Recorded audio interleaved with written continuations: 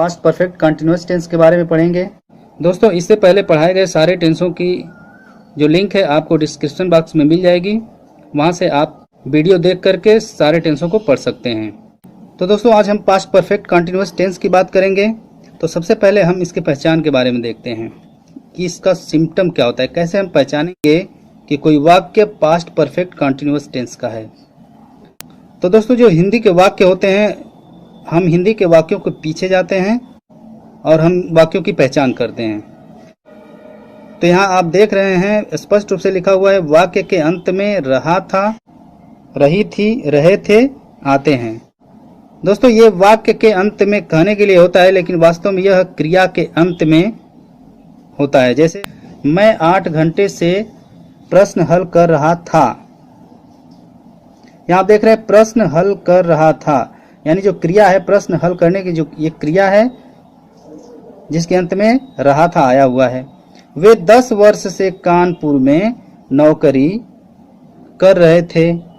नौकरी कर रहे थे, नौकरी करना भी एक क्रिया है जिसके अंत में रहे थे आया हुआ है। हल कैसे करते हैं, इन वाक्यों को कैसे हम अंग्रेजी में बदलते हैं। तो सबसे पहले हम अफर्मेटिव सेंटेंस साधारण वाक्य की बात करेंगे। आप विशेष रूप से इसमें देखेंगे हेल्पिंग वर्ब हैड बीन का प्रयोग होगा। वर्ब जो है फर्स्ट फॉर्म में होगी, उसमें आईएनजी जुटी होगी, और समय आएगा इसमें जो उसके लिए हम सिंस और फॉर का प्रयोग करेंगे, जो आप पहले ही प्रेजेंट परफेक्ट कंटिन्यूअस टेंस में पढ़ चुके हैं। सिंस और फॉर का जो प्रयोग है मैं उसमें आपको विस्तार से बताया हूं, उसमें जा करके आप देख सकते हैं। तो दोस्तों जो हैड बीन है ये हेल्पिंग वर्ब के रूप में प्रयोग की जाएगी। मेन वर्ब जो है वो फर्स्ट फॉर्म में होगी, इसमें आईएनजी जुड़ा होगा, और समय के लिए सिंस और फॉर का प्रयोग करेंगे। सिंस जो है निश्चित समय के लिए प्रयोग किया जाता है और फॉर जो है अनिश्चित समय के लिए प्रयोग किया जाता है। आइए एक उदाहरण से समझते हैं इसको। वह सुबह से खेल रही थी। वाक्य के अंत में रही थी आया हुआ है, खेल रही थी यानी ये पास्ट परफेक्ट कंटिन्यूअस टेंस है। सुबह से खेल रही थी, समय दिया गया है, समय के लिए हम सिंस फॉर का प्रयोग करेंगे। तो दोस्तों इसको जो बनाने का नियम है, पहले सब्जेक्ट आता है, उसके बाद हैड बीन, मेन वर्ब के फर्स्ट फॉर्म में आईएनजी जुटेगा, उसके बाद ऑब्जेक्ट सिंस फॉर का प्रयोग किया जाएगा, और उसके बाद जो भी टाइमिंग या समय दिया होगा। तो यहाँ आप देख रहे हैं सुबह से, ये इसकी टाइमिंग है। वह सब्जेक्ट है, खेल रही थी ये वर्ब, मेन वर्ब क्रिया है। तो सबसे पहले सब्जेक्ट वह, यह स्त्रीलिंग है, खेल रही थी, इसलिए यहाँ पे सी आएगा। यदि यह पुरुष लिंग होता तो यहाँ पे ही लिखते हैं। तो she had been, helping verb लगाएंगे, she had been play, play में आईएनजी जोड़ेंगे, playing, she had been playing. सुबह से, सुबह जो एक निश्चित समय है, सुबह के लिए सिंस का प्रयोग करते हैं, इसलिए यहाँ पे सिंस लिखेंगे। तो she had been playing since, कब से, तो सुबह से दिया हुआ है मॉर्निंग, तो सिंस के बाद मॉर्निंग आ जाएगा, since morning. She had been playing since morning. आइए इसका निगेटिव देखते हैं। निगेटिव सेंटेंस नकारात्मक वाक्य, वे वाक्य जिसमें नहीं का प्रयोग होता है, नॉट का प्रयोग किया गया होता है, वो नकारात्मक वाक्य होते हैं। इसको मैं पहले ही बता चुका हूं आपको। दोस्तों इसको जो बनाने का नियम है, इसमें कुछ नहीं, सिर्फ हैड और बीन के बीच में नॉट लगा देना है। सब्जेक्ट आएगा, उसके बाद हैड नॉट बीन, हैड और बीन के बीच में नॉट, वर्ब में आईएनजी जुड़ेगा, और सिंस फॉर, इसके बाद जो टाइम समय दिया होगा वो आएगा। तो ये इसका बनाने का नियम है। वह 2 घंटे से खेल रहा था। वह 2 घंटे से खेल रहा था, समय दिया हुआ है 2 घंटे से, समय निश्चित नहीं है, अनिश्चित है, तो यहाँ पे फॉर का प्रयोग करेंगे। तो वह के लिए ही आएगा, ही, इसके बाद had not been, he had not been playing, इसके बाद समय निश्चित नहीं है इसलिए फॉर आएगा, सिंस ना आकर के फॉर आएगा। तो he had not been playing for 2 hours, 2 घंटे से। तो निगेटिव के लिए दोस्तों इसमें हैड और बीन के बीच में नॉट का प्रयोग करेंगे। आइए इंट्रोगेटिव सेंटेंस देखते हैं।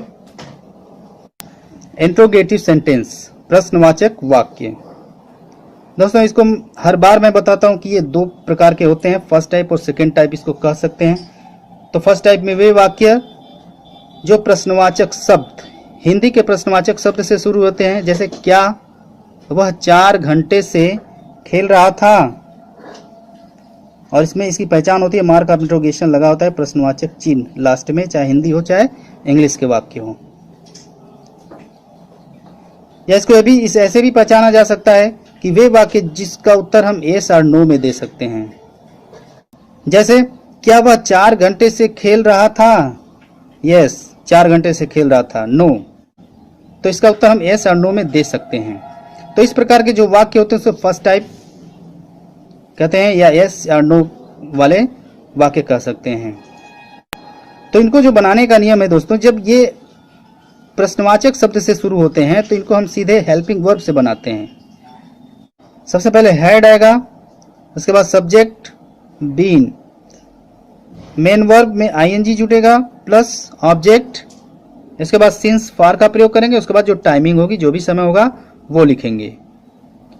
तो यहां दिया हुआ है क्या वह 4 घंटे से खेल रहा था। आइए इसको बनाते हैं।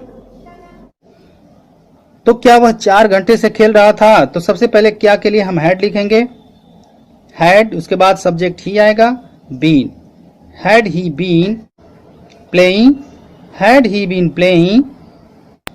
इसके बाद 4 घंटे से दिया हुआ है, समय निश्चित नहीं तो इसके लिए फॉर का प्रयोग करेंगे। तो had he been playing for 4 hours, इसके बाद मार्क ऑफ इंट्रोगेशन लगा देंगे। तो इस प्रकार के वाक्यों को हम हेल्पिंग वर्ब से बनाते हैं। आइए दूसरा देखते हैं। क्या वह 1 घंटे से पत्र नहीं लिख रहा था, ये इंट्रोगेटिव प्लस निगेटिव हो गया। तो इसमें कुछ नहीं करना होता है, इसमें जो सब्जेक्ट और बीन के बीच में नॉट का प्रयोग कर देंगे। तो इसको देखिए, क्या वह 1 घंटे से पत्र नहीं लिख रहा था, तो had he not been writing letters for 1 hour, इसके बाद मार्क ऑफ इंट्रोगेशन लगा देंगे। तो had he not been writing letters for 1 hour लिख करके उसके बाद जो है यहाँ मार्क ऑफ इंट्रोगेशन लगाना नहीं भूलेंगे। तो ये तरह फर्स्ट टाइप का। आइए अब सेकेंड टाइप का वाक्य देखते हैं। तो सेकेंड टाइप में देखिए जैसे वाक्य है, वह 1 घंटे से क्यों पत्र लिख रहा था। अब जो है प्रश्नवाचक शब्द वाक्य के बीच में आ गए। तो जब प्रश्नवाचक शब्द वाक्य के बीच में आ जाते हैं तो इनको जो बनाने का नियम है, देखिए यहाँ पे सबसे पहले जो क्यों आया है, सबसे पहले इसकी हम इंग्लिश लिखेंगे। तो इनको इंग्लिश में WH फैमिली वर्ड कहते हैं। तो सबसे पहले WH वर्ड आएंगे, यानी क्यों की इंग्लिश आएगी, उसके बाद हैड, उसके बाद सब्जेक्ट, उसके बाद बीन, वर्ब में ING जुटेगा, ऑब्जेक्ट, सिंस फॉर आएगा, उसके बाद जो है टाइमिंग समय। तो आइए इसको हल करते हैं। वह 1 घंटे से क्यों पत्र लिख रहा था।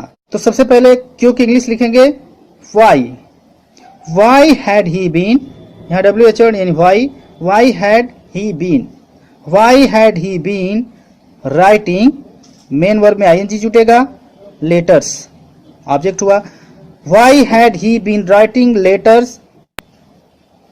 1 घंटे से समय निश्चित नहीं है इसलिए फॉर का प्रयोग होगा, for 1 hour, mark of interrogation लग जाएगा।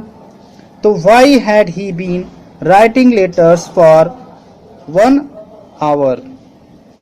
दोस्तों यही यदि इंट्रोगेटिव प्लस निगेटिव होता, सब्जेक्ट और बीन के बीच में नॉट लगा देते हैं तो हो जाता why had he not been. उम्मीद है दोस्तों आपको समझ में आया होगा। तो दोस्तों आज का आपका होमवर्क है